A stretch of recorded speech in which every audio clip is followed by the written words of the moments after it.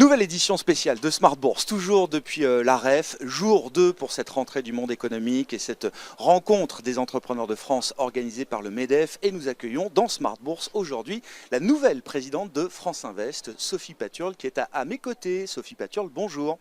Bonjour Grégoire. Merci beaucoup de passer sur le stand de Be Smart for Change à l'occasion de cette REF et de votre mandat à la tête de France Invest, un mandat de 2 ans. On va parler des priorités que vous avez érigées pour ce mandat à la tête de l'association qui regroupe les acteurs du monde de l'investissement en capital, Sophie Paturle. Mais un mot de l'ambiance de rentrée pour le monde du private equity, dans une séquence politique sur laquelle on ne va pas revenir, mais qui trouble sans doute un petit peu le jeu des entrepreneurs, mais aussi peut-être des investisseurs. Qu'est-ce qui résonne à vos oreilles dans ce climat des affaires de rentrée, Sophie Paturle?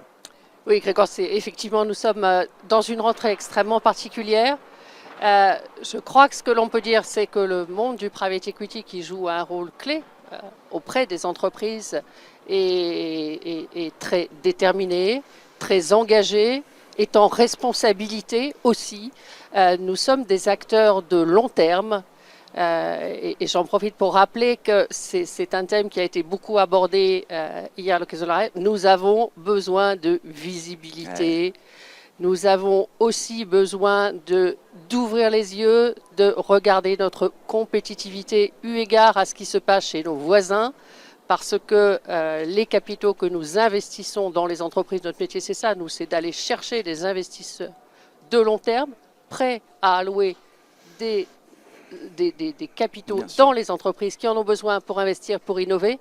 Et si elles ne sont pas en confiance avec notre économie française, eh bien elles vont allouer leurs capitaux dans d'autres pays. Et il faut savoir que les investissements étrangers en France, nous sommes attractifs. Le private equity est attractif parce qu'il offre de bons rendements et est à plus de 50% d'origine étrangère. Donc c'est vraiment, nous sommes très, très vigilants, très préoccupés aussi et très déterminés à faire comprendre également, comme ça se fait beaucoup à la REF, le rôle au monde économique et à l'ensemble des citoyens, le rôle majeur des entreprises et du financement de long terme des entreprises.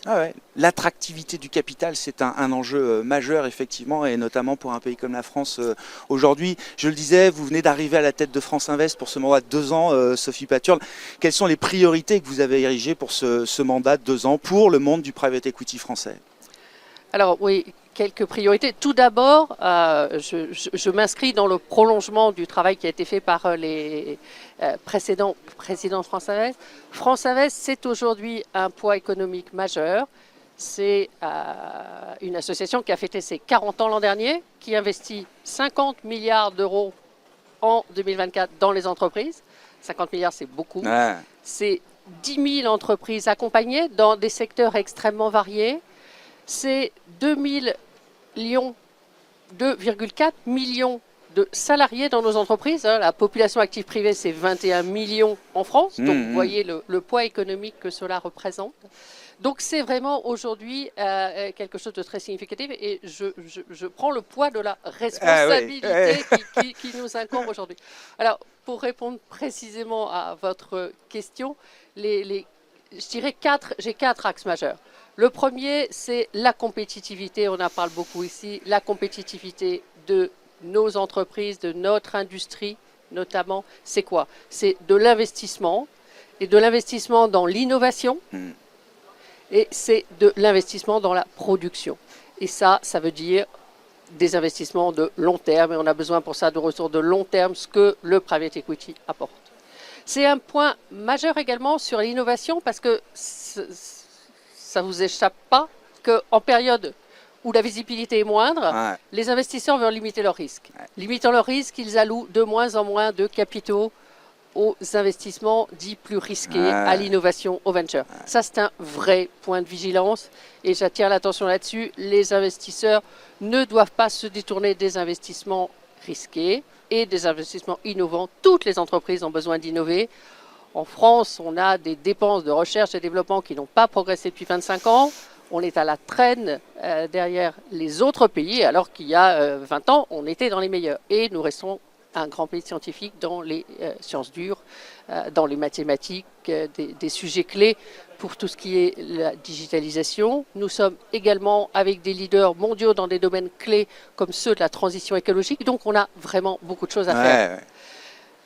Le deuxième sujet, c'est vraiment augmenter la force financière, notre force de frappe financière, aussi bien auprès des institutionnels qu'auprès aussi des acteurs privés et des particuliers. Ouais. On y reviendra Ouais, sur bien le sûr. retail. Troisième sujet, c'est vraiment accompagner les transformations, accompagner nos entreprises. On leur apporte des fonds propres, on leur apporte également de l'expertise, C'est ça. de l'expérience. Aujourd'hui, private equity, c'est plus que du capital. C'est beaucoup C'est plus au-delà que du capital. C'est un accompagnement complet des chefs d'entreprise. Ouais. C'est une mise à disposition d'expérience, d'expertise, d'un réseau également qui leur est extrêmement profitable. C'est une aide à l'internationalisation également qui est majeure pour nos entreprises aujourd'hui. Et le quatrième, je dirais, pilier, c'est vraiment de toujours mettre en avant les atouts pour notre économie, pour notre industrie, pour notre pays, du rôle du private equity et de lui donner un cadre qui permette d'avoir de la visibilité, qui permette d'avoir de la confiance et qui permette d'être attractif pour l'ensemble de nos investisseurs.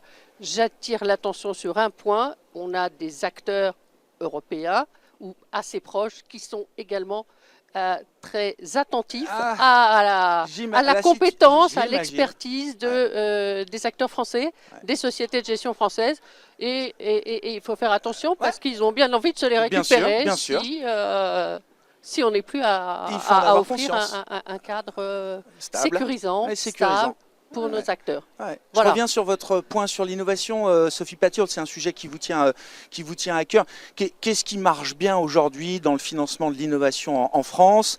Est-ce que par exemple la question de la souveraineté, alors qui est désormais une notion qu'on plaque sur beaucoup de sujets, qui est guidée aussi par le politique. Est-ce que cette notion de souveraineté, c'est un bon levier pour le financement de l'innovation? Qu'est-ce qui fonctionne bien aujourd'hui dans ce secteur-là? Et est-ce qu'on a réussi à trouver comment, j'allais dire, construire une chaîne de financement de l'innovation, partant effectivement de l'investissement le plus risqué au départ et en remontant ensuite toute la chaîne de financement. Souvent, il y a des maillons de la chaîne qui ont été un peu faibles peut-être en France ces dernières années. Alors, je ferai déjà un premier constat, on a fait d'énormes progrès. Donc là, j'ai vraiment une image très positive de ce qui a pu être réalisé et je pense qu'il faut le saluer quand même lorsqu'il y a des progrès sensibles qui ont été faits. French Tech, ça a été un succès. France 2030 a joué un vrai rôle. Les instituts de recherche français qui sont de premier niveau européen et au niveau mondial ont aussi beaucoup évolué et mis des moyens en place pour qu'une véritable collaboration puisse se développer entre les startups, mais pas que, les PME, et ces instituts de recherche. Il est clair que bon nombre de PME ne peuvent pas s'offrir des laboratoires de recherche en leur sein. Donc il est nécessaire de développer des collaborations efficaces. Et il y a une vraie porosité entre ce monde de l'entreprise, de la start-up, de la PME et ce monde de la recherche française aujourd'hui, plus qu'auparavant. Alors, plus qu'auparavant, non. On en parle plus. Oui, on en parle plus. Parce qu'on se rend compte que c'est vraiment un gisement de création de richesses qu'il faut exploiter. Je pense que c'est ça. Non, il y a encore des passerelles à construire, mais au moins on en parle. Il y a encore des passerelles à construire. Elles ont commencé à se construire. Et il y a aussi des simplifications à mettre en œuvre pour créer des partenariats beaucoup plus simples entre les instituts de recherche et les entreprises. Pour essayer également, moi j'y crois beaucoup, de faire des passages d'un certain nombre d'ingénieurs qui passent de l'institut de recherche à l'entreprise avant de retourner dans l'institut de recherche. Voilà, il faut que les cultures des uns et des autres apprennent à travailler ensemble. Et dans ce sens, ça fait partie des actions que j'entends mener, de développer des collaborations avec l'ensemble des instituts de recherche. Et nous avons déjà commencé dans ce sens et nous allons aussi définir des indicateurs pour pouvoir se permettre de mesurer l'évolution.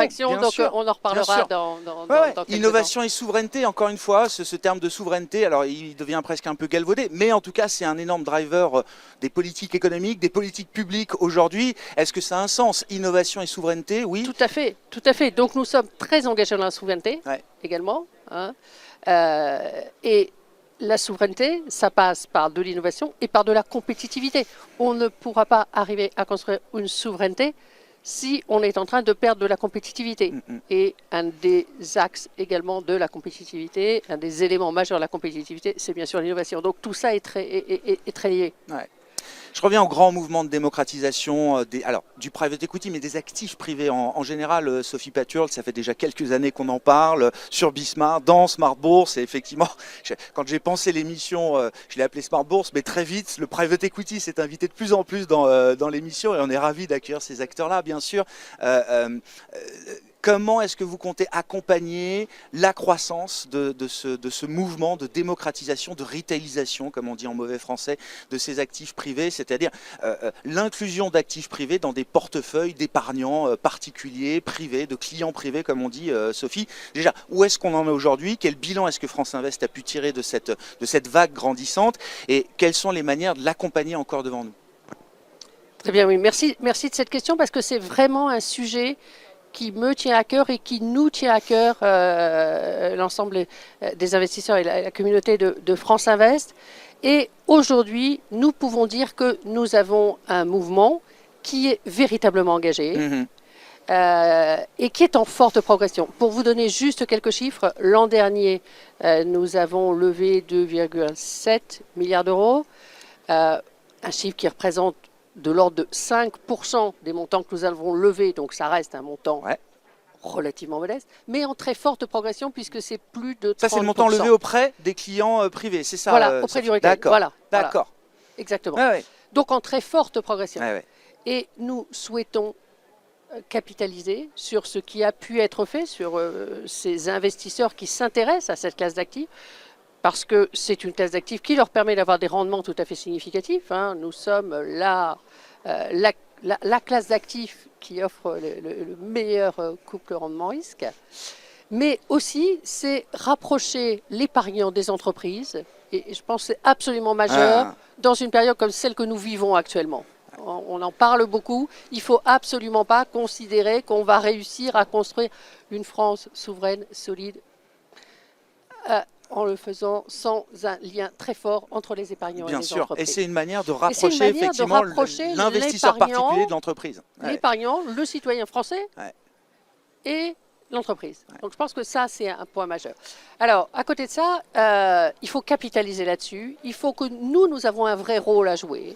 Un rôle également de pédagogie. Nous sommes des investisseurs qui ont travaillé pendant très longtemps avec des investisseurs institutionnels. Donc les attentes des investisseurs institutionnels et les attentes des investisseurs privés, particuliers, retail, ne sont pas les mêmes, bien évidemment. Donc c'est de notre rôle et de notre responsabilité de construire effectivement des produits qui répondent à leurs attentes, notamment en termes de liquidité et en termes de, je ne vais pas parler de transparence véritablement, mais de pédagogie sur les informations que nous donnons. On ne donne pas la même information à quelqu'un sophistiqué, bien sûr.